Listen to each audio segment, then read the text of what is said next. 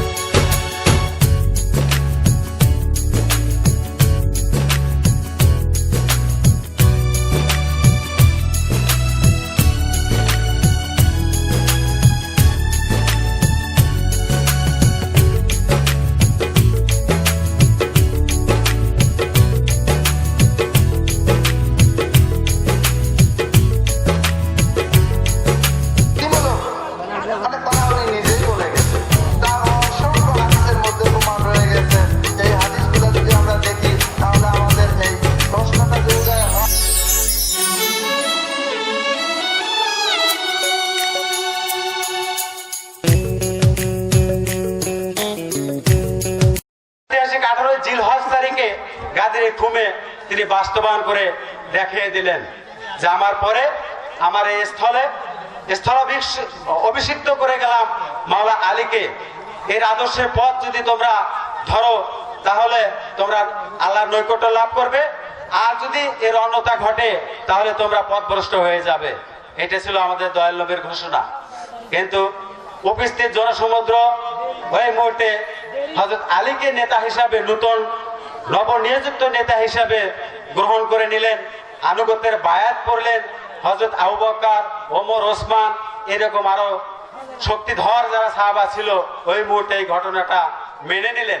কিন্তু দেখা গেল কি, আমরা ইতিহাসে দেখলাম আমার মহান মুর্শিদ শাহসুফি সদরুদ্দিন আহমেদ চিশতি তার গবেষণা লব্ধ থেকে যে একটা গ্রন্থ রচনা করে গিয়েছেন, মাওলার অভিষেক এবং ইসলাম ধর্মের মতভেদ, সেই গ্রন্থের মধ্যে তিনি স্পষ্টভাবে উল্লেখ করে দিয়েছেন যে এই অভিষেক ক্রিয়া সমাপ্ত হওয়ার পরেও রাসূল পাক যখন দেহ ত্যাগ করলেন, দেহ ত্যাগ করার পর সাত পবিত্র দেহ মোবারক দাফন ক্রিয়া শেষ না করেই ওই সময় যারা আরব সমাজের মধ্যে নেতৃত্ব দিতেন তারা গেল খেলাফত তন্ত্র প্রতিষ্ঠা করার জন্য যার যার এলাকায়। আবু বকর গেল তার এলাকায়, হযরত ওমর গেল তার এলাকায়, হযরত উসমান গেল তার নিজস্ব এলাকায়, গিয়ে জনমত গঠনের মাধ্যম দিয়ে খলিফা তন্ত্র অর্থাৎ খলিফা নির্বাচন করে নিয়ে আসলেন। এসে দেখেন দয়াল নবীর দেহ, পবিত্র দেহ মোবারক হযরত আলী করিমুল্লাহ ওয়াজহু তার কয়েকজন লোক নিয়ে দাফন ক্রিয়া শেষ করেছেন। এসে ওনারা এসে দেখলেন যে তার দয়াল নবীর পবিত্র দেহ দাফন কাজ শেষ করে ফেলেছে। হযরত ওমর বাহ্যিক প্রেম দেখানোর জন্য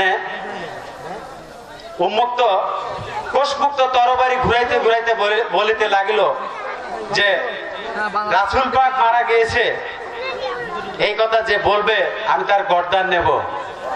আবার একটা সিদ্ধান্ত এসে গেল যে রাসূল যদি সত্যি সত্যি দেহ ত্যাগ করে থাকে, তার দাফন হয়ে থাকে, আমরা তার কবর আবার খুঁড়ব। তখন হযরত ওমর দেখলেন যে না, এটা তো করে ফেলবে।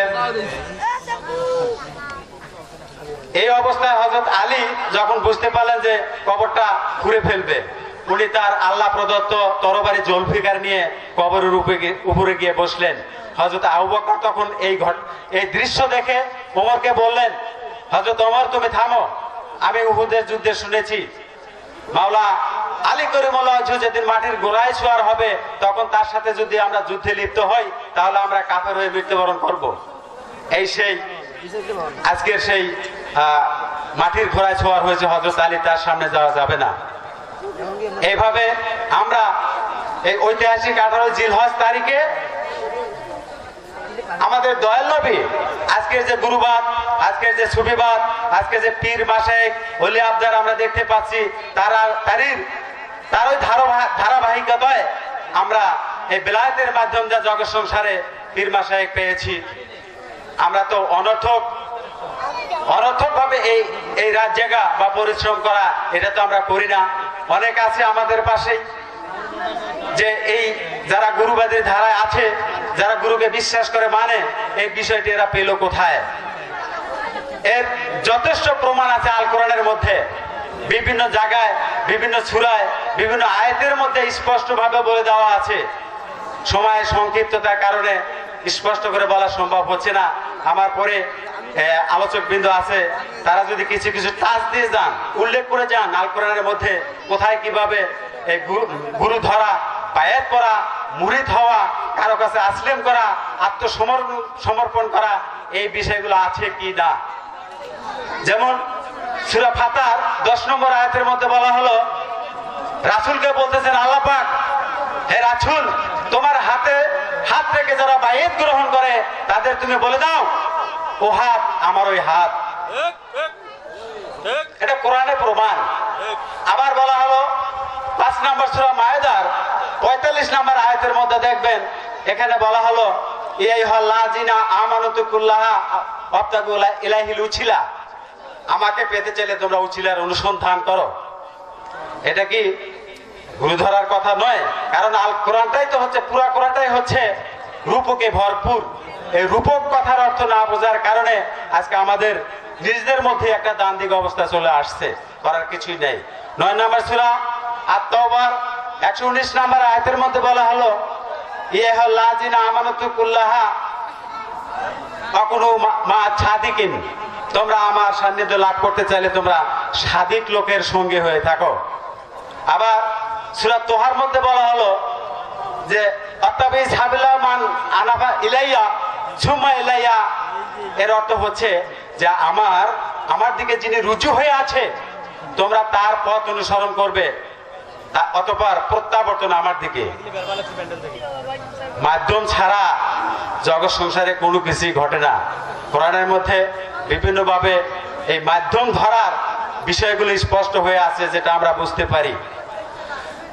যেমন ধরেন মাধ্যম ছাড়া কোনো কিছুই তো হচ্ছে না। আমি যদি বৃষ্টি চাই, দুনিয়াদারির মধ্যে আসি, সৃষ্টি তথ্যের মধ্যে আসি, আমি যদি আল্লাহর কাছে বৃষ্টি চাই, বৃষ্টি তো অমনি ঝরে পড়ে না, আগে মেঘ আকার ধারণ করতে হয়, তারপর তো বৃষ্টি হয়।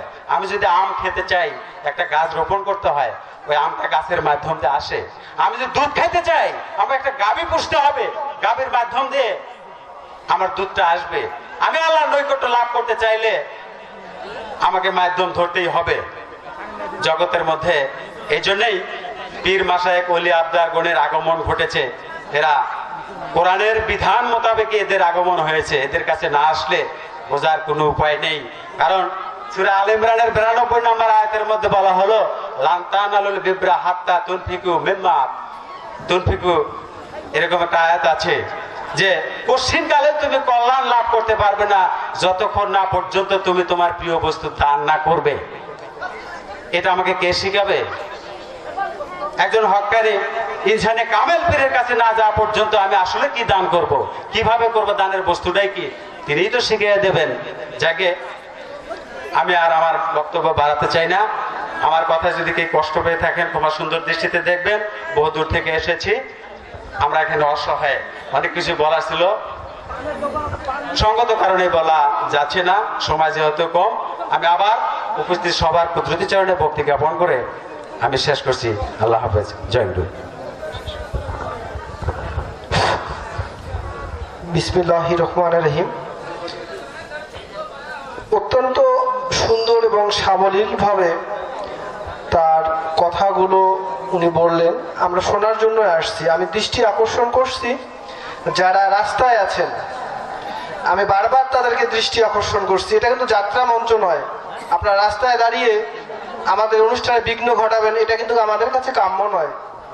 আপনারা ভিতরে আসেন, আমরা তো বসার জায়গা করছি। জনাব মাইদুল ইসলাম। বিসমিল্লাহির রহমানির রহিম। সিদ্ধ কর তল্প তরু করুণার ঝরনাতে, তুমি মম প্রিয়তম, কেহ নাই তোমারই সম, সর্ব অপরাধী ক্ষম সেই দয়াল গুরুর হাতে। আজ আমাদের 11তম মহাপবিত্র উরুস মোবারক। আপনারা সবাই ইতিমধ্যে অবগত হয়েছেন। আমার শ্রদ্ধেয় শিক্ষাগুরু ফজলুল হক চিশতি, ইনি এই জায়গার প্রথম উদ্যোক্তা। সাথে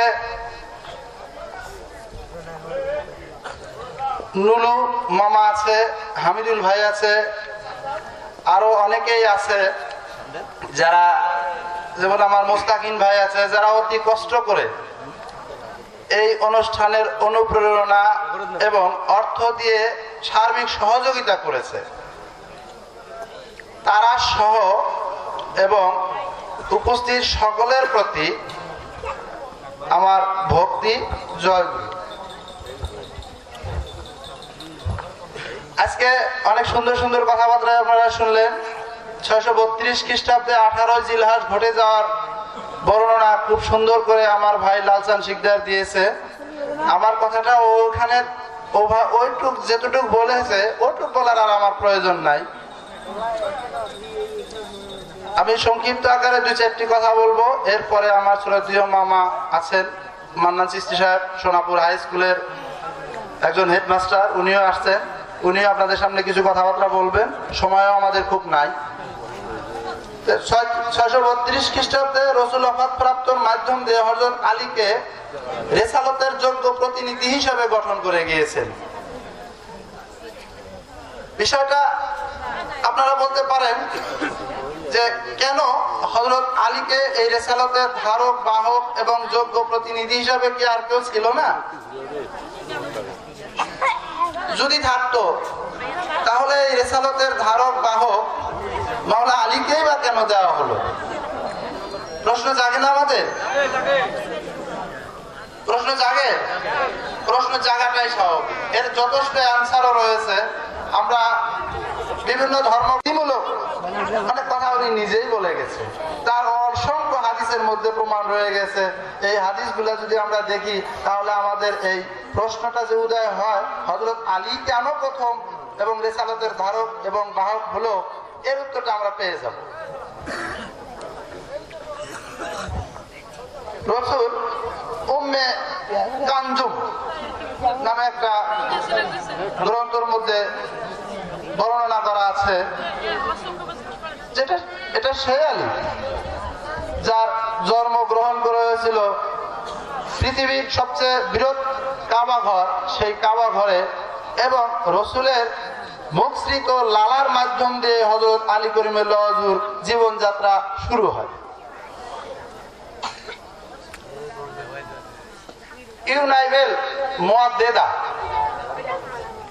নামে একটা গ্রন্থের মধ্যে রসুল নিজেই আলী সম্পর্কে বলেছেন, একই নূরের দুটি টুকরো, একটা আমি, একটা হযরত আলী।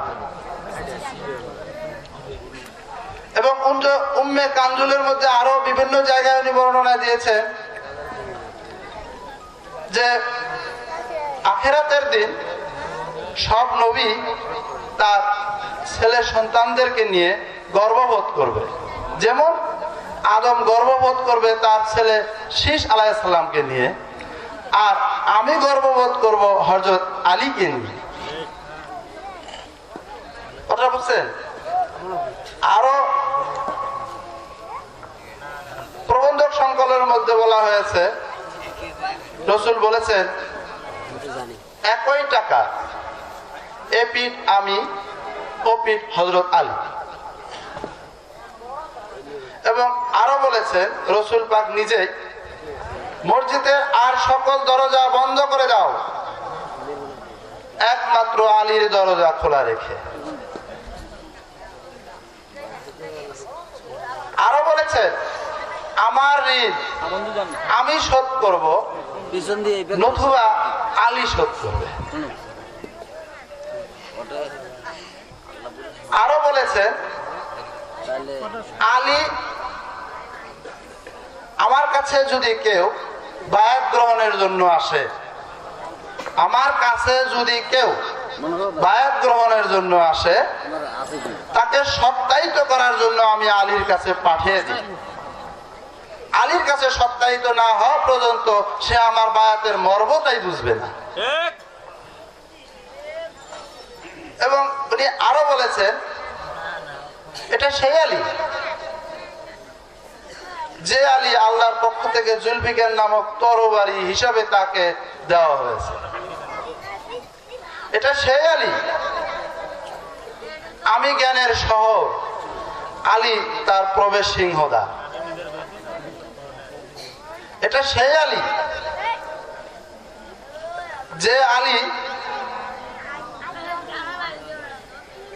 যে আলী আমার পরবর্তীতে রিসালাতের ধারক এবং বাহক হিসাবে একমাত্র ইন্তেজাম হবে। এই যে বিভিন্ন জায়গায় এই কথাগুলো কিন্তু এক জায়গায় পাওয়া না, বিভিন্ন জায়গা থেকে বিভিন্ন বই পুস্তক পড়ে এগুলো আমাদেরকে জানতে হয়েছে। বিষয়টা আমি যেটা বলতে চেয়েছিলাম, যে আমরা যে আলীকেই প্রথম খলিফা এবং রেসালতের ধারক এবং বাহক, রেসালত শব্দের অর্থ হলো দীর্ঘায়িত রশি, প্রারম্ভত রশি।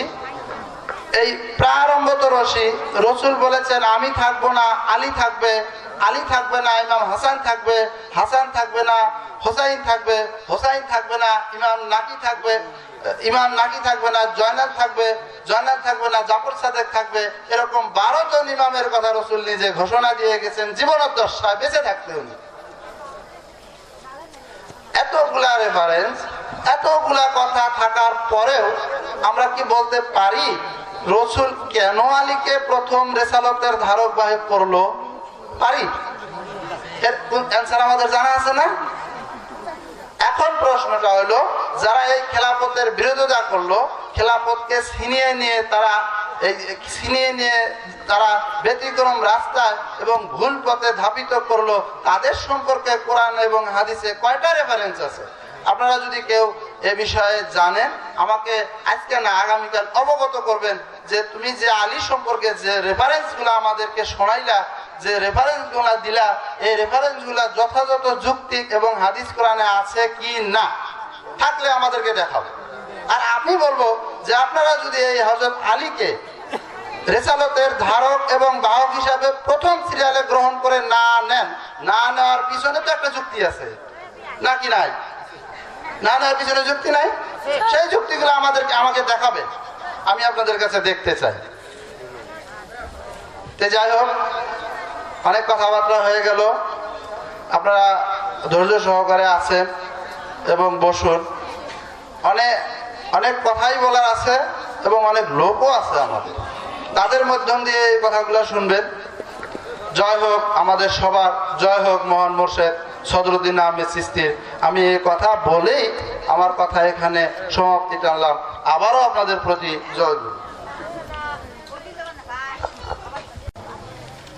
তো আমি ছোট মানুষ, এবারে আপনাদের সামনে মূল্যবান কথা বলবেন, ওয়াজ করবেন সুদূর নাগেশ্বরী থেকে আগত আমাদের বিশেষ অতিথি।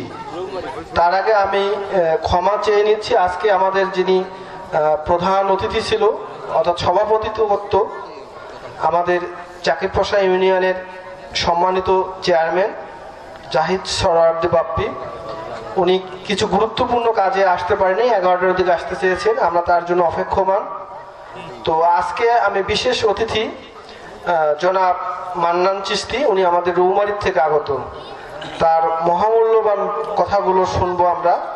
আমি আবারও দৃষ্টি আকর্ষণ করছি, দেখেন আপনাদের কাছে আমার বলার কিছু নাই, আপনারা এই যে এখানে আসছেন এই শীতের মধ্যে কিছু শোনার জন্য তো আসছেন, আপনারা কেন বাইরে দাঁড়িয়ে আছেন এটা আমাদের কাছে। মান্নান চিশতি, উনি রৌমারী থেকে আগত।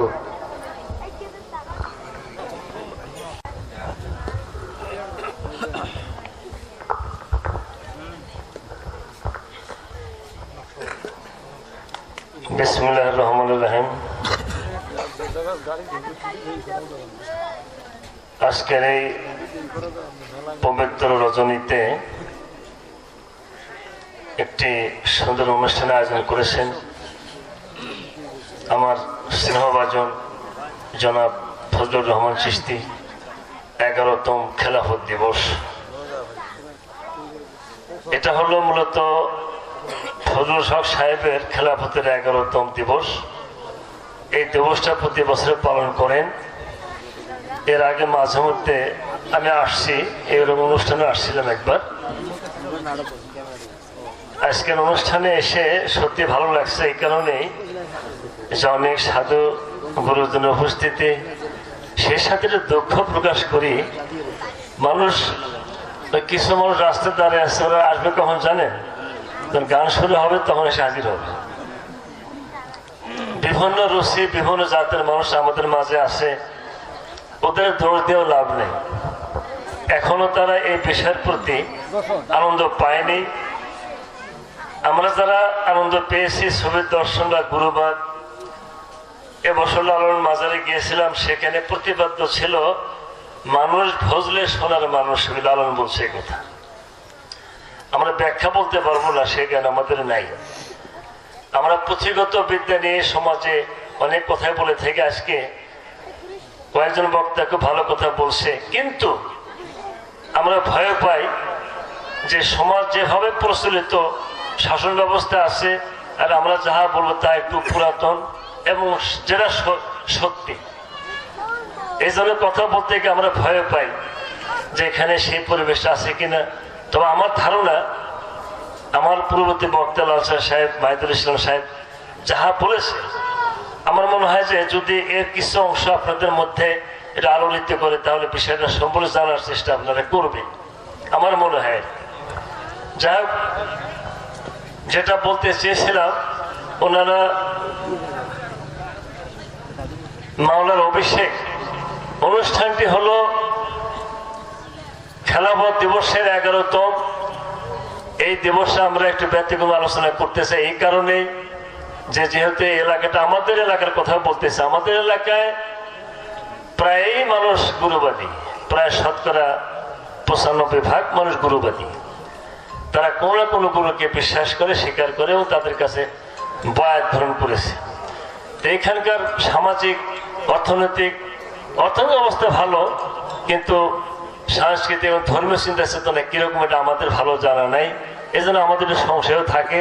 তারপরও আমি চাচ্ছি যে স্বাধীনভাবে কিছু বলার একটা সুযোগ দিলে আমরা মন খুলে কথা বলতে পারতাম। আমাদের ভুল হইতে পারে, আমরা ভুলেরই জন্ম। যারা ভুল করেনি তারা পৃথিবীতে আসেনি, তারা আল্লাহর কাছেই আসে। আমরা ভুল করেছি, শাস্তির জন্য পৃথিবীতে আসা, এটা একটু বোঝার চেষ্টা করবেন। আচ্ছা, ওনাদের বক্তব্যটা এরকম যে দুটা জিনিস এখানে আছে, একটা খেলাফত, একটা হলো মাওলায়াত। এই জিনিস দুটা আমাদের বুঝতে হবে, খেলাফত কি, মাওলায়াত কি। খেলাফত হলো মানুষের সৃষ্টি, একটা ইসলামী শাসন ব্যবস্থা। আর মাওলায়াত হলো আল্লাহর দ্বারা তৈরি ইসলামী শাসন ব্যবস্থা। তাহলে দেশ এক হইল। মাওলায়াত আগে জানতে হবে, মাওলায়াত কি। মাওলার দ্বারা মাওলা নিযুক্ত হয়ে যে ইসলামী মানুষের কল্যাণ কামনা করে, কল্যাণের কাজ করে, ধর্মীয় বিধান পরিচালনা করে, সেটা মাওলায়াত। আর খেলাফত হইল মানুষ ইচ্ছামতো কিছু সাজাইয়ে মানুষের উপরে চাপাইতে বসে ইচ্ছামতো রাজত্ব করতেছে। এই হলো পার্থক্য। আচ্ছা বলে, খেলাফতের বিরুদ্ধে কথা বলতে গেলে আমাকে বলতে হবে, প্রথম বিরোধিতা করতে হবে হযরত আবু বকর, দ্বিতীয় খলিফা। কিন্তু আসলে তো আল্লাহ বলছেন যে মান কুনতু মুহাজ্জা ফাজা আলিয়াল মওলা, এটা আল্লাহর কথা। যেহেতু কথাটা রসুল বলেছেন, রসুল কোন নিজ থেকে কিছু বলেন না। রসুল যাহা কিছু করেছেন আল্লাহ নির্দেশ, রসুল কোনো কথাই বলেননি। এই হুজুরকে জিজ্ঞেস করে দেখেন, আল্লাহর অনুমোদন ছাড়া রসুল একটা কথা বলে নাই। আল্লাহ রসুল একই সত্তা, এবং রসুল এবং তার আলী অন্যান্য পাক পঞ্জাত জগতের সমস্ত পীর মুর্শিদ এক সত্তা। বিষয় হলো এই। কিন্তু হযরত আলী যখন খেলাফত মানে মাওলায়াতের ঘোষণা দ্বারা আলীকে নিযুক্ত করা হইল, রসুলের সময়কার মানুষ কিছু মুনাফিক টাইপের লোক এই কথাটা মানতে ভিতর থেকে পারেনি, এবং তারা ছিল শক্তিশালী, খলিফারে পারেনি। আচ্ছা দেখেন, রসুল ওফাত প্রাপ্ত হয়েছে, কিন্তু খলিফাগণ কাছাকাছি ছিল। একজন এসে বললো, হযরত ওমর বললো যে যারা মানে রসুল যে মারা গেছে এটা আমি বিশ্বাস করতে পারি না। এটা হলো একটা মানে উপরের প্রেম। আবু বকর বললেন যে যারা রসুলের পূজা করো তারা জানো যে রসুল মারা গেছে। পরবর্তীকালে তার এই বক্তব্যটা 3 নম্বর সূরার 144 নম্বর আয়াতে ঢুকিয়ে দিয়ে বসে রয়েছে। আচ্ছা বলেন, আমি কি কথা বলতে পারি? আমি কি কেউ যদি মনে কি আপনি কোরআনের বিপক্ষে কথা বললেন বলতে পারেন, কিন্তু আমাদের কাছে যথেষ্ট প্রমাণ আছে। আচ্ছা, তাহলে কি হওয়া উচিত? রসুল ওফাত প্রাপ্ত হয়েছেন, তার দেহ মোবারক রেখে তারা যদি তাদের স্বার্থের প্রয়োজনে ঘোরাফেরা করে, তারা কি রসুলের খলিফা হওয়ার যোগ্য, খেলাফত ধারক হওয়ার যোগ্য হতে পারে কি? বলে প্রথম কাজ হওয়া উচিত রসুলের দাফন ক্রিয়া সম্পন্ন করা। তা না করে ফকিরাত পাহাড়ের পাদদেশে যেখানে জুয়া ডাকাতির মাল বন্টন করা হয়, সেই সমস্ত একটা ভেজালযুক্ত জায়গায় গিয়ে তারা খেলাফতের নেতা নির্বাচন করে এসে দেখে 3 দিন পরে রসুলের দাফন হয়ে গেছে আলীর নেতৃত্বে। তারা যদি সমাজে ইসলামের পর ধারক হয়ে থাকে, এটা আমরা জানি নাই, তখন আলাদা কথা। আমাদের মোর্শেদ কেবলা খাজা শাহ সুফি, বিশ্ববিখ্যাত সুফি শাহ সুফি সদরুদ্দিন আহমেদ চিশতির কাছ থেকে আমরা পেয়েছি, আমরা বিশ্বাস করেছি। আপনি কইলেও হবে না, আপনি তো বলেন মাথাও যদি ফাটান আমরা কথা নিতে রাজি না, কারণ আমি আল্লাহকে স্বয়ং দেখেছি। এটা হলো গুরুবাদের কথা, আল্লাহকে দেখা গুরুবাদের কথা। আমি যেহেতু দেখেছি, কাজে আপনাদের কথা নিতে রাজি না। কিন্তু দাফন হয়ে গেল, তারা চিন্তা করলো যদি দাফন আমরা না করি আমাদের এই সমাজে কোনো ভিত্তি থাকবে না, সুতরাং কবর খুঁড়তে হবে। যা কবর খোলা হলো না, যে ব্যাখ্যাটা একজন বক্তব্য দিয়ে গেছে। আচ্ছা, তারপরে কি হলো? রসুল যখন দেখলেন যে আমি যে সারা জীবন ভরে যে সত্যের নিশান উড়িয়ে দিয়ে গেলাম, এটা আস্তে আস্তে ডোবার পথে, অসুস্থ অবস্থায় রসুল বললেন যে কিছু কাগজ আনো, আমি কিছু লিখে দিয়ে যাই। আচ্ছা না হুজুর, লেখাটা লিখতেও দেওয়া হলো না। খলিফারা বললেন যে রসুল পাগল হয়ে গেছে। আচ্ছা, নবী কোন পাগল হয়? তাকে কাগজ দিল না, না দিয়ে তাকে ওই অবস্থাতে অবাধ্যের সুযোগ সৃষ্টি করুক, কাগজে রেখে দিলে তো তাদের খেলাফত থাকবে না, তাদের শয়তানি থাকবে না, যার ফলে রসুলকে কাগজ দেওয়া হলো না। আচ্ছা,